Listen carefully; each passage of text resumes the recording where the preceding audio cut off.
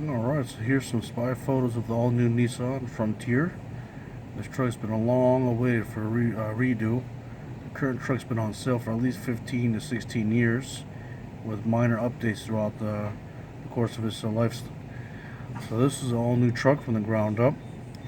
Now it's going to carry over the engine which was just recently introduced for this Frontier. So it's a 3.8 V6 with 310 horsepower and 281 foot-pounds of torque.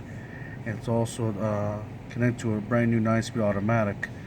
So the powertrain is going to be definitely current, very modern, and also now the new design is going to catch up to the new technology under hood.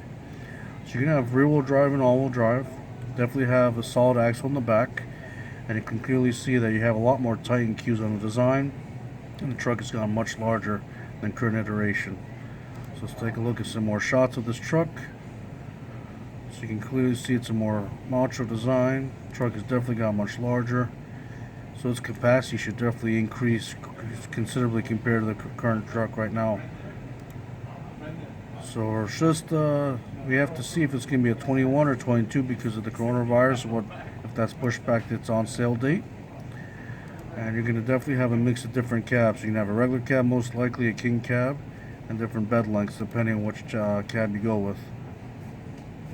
So you see a lot of Titan cues here in the design.